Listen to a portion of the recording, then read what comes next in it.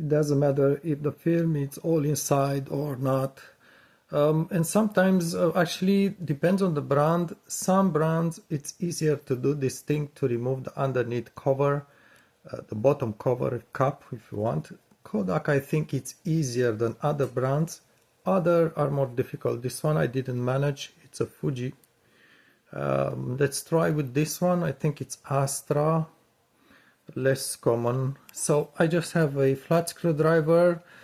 You may also use maybe not a knife, just be careful with your hands, and also you don't want to damage the cap itself, but also it's better not to dent or just to deform the canister itself. So I'm just going to, again, this is the bottom, I'm not touching at the top. I'm just going to put it against the edge and just push with my finger. You may want to find a spot, sometimes it may be easier at some places, and once you do so, if you manage to do it, then you put back the cover back in place every time you need to use the canister basically in the camera. So all this is to just, once you shot, you see this one is pretty tough.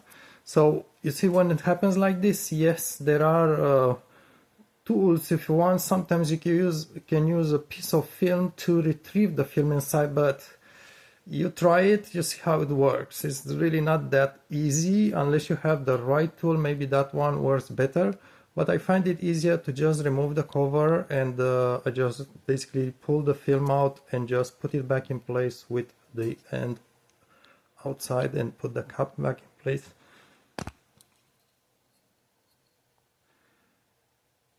This one, it's a tough guy. Not sure I did perhaps remove a little bit.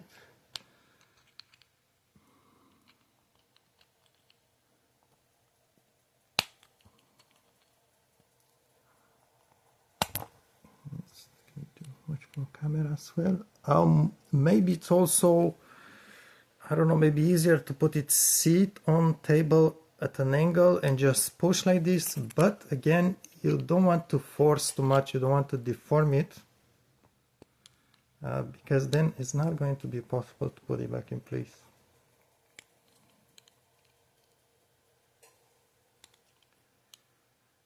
It doesn't matter if it's no longer sealed or anything. Obviously you are not going to use the film to take pictures, like proper pictures, because the film is going to be all exposed to light.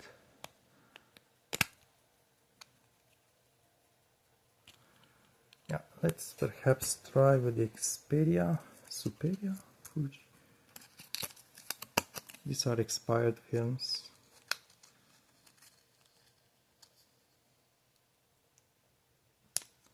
Okay, this one is better. Watch your fingers, right? Don't want to puncture yourself. It did move a little bit, you can tell. You need to go all around.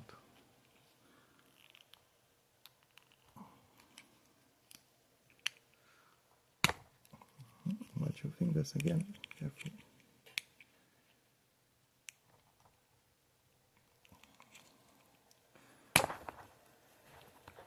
I can tell you, once you get it out,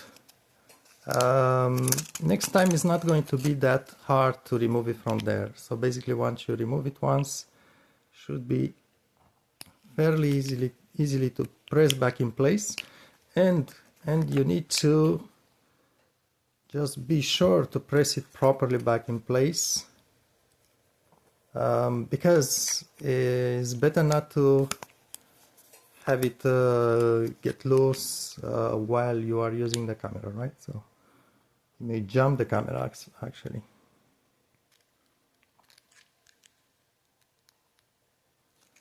It's almost out there. Oops. It doesn't matter if you break the film, you just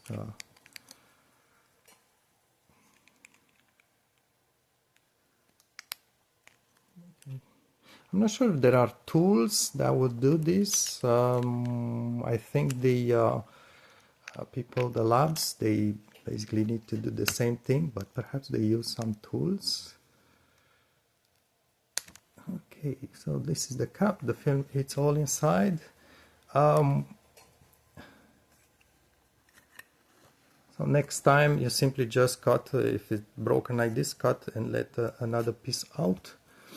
And once you finish the camera, make sure you remove any bits like this. You don't want these things to fall inside the camera and get trapped someplace. I just imagine you put back the film and pull it outside a little bit. The film, imagine it's inside. And if you don't deform the edges too much, you should be able to press the thing back in place. And it's quite important to actually make sure it's secure. I work behind the camera, so it's not that easy for me.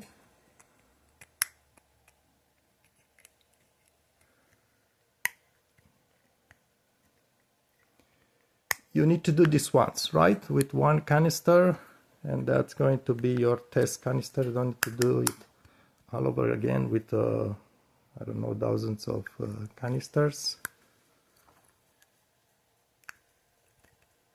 Careful, if you press on this thing and it slips, then you press your finger against bare metal, you are going to get a very nice cut in your finger. So perhaps it's better just to put it against a table like this, flat surface, press like this instead of pressing like I do. So just play itself, right? So press downwards and make sure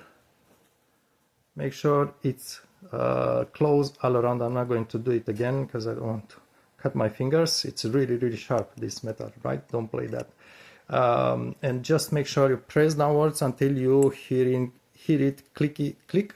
And I can tell you, once you remove it several times, is going to be, you are better actually trying to remove several times before you use it inside the camera until it gets loose, a little bit loose, not loose, but easier to place back. So the next time when you really need to press it, remove it and put it back, it's going to work the way you need. Make sure this angle stay inside. You see this one kind of pops out, so you may want to press to engage the cap completely, and again try not to deform the surface here. So it takes attention, you need to be careful, but once it's fixed in there, you just basically shoot. And by the way, you don't need to when you test the camera, you don't need to have the entire film, right? This is 36 positions.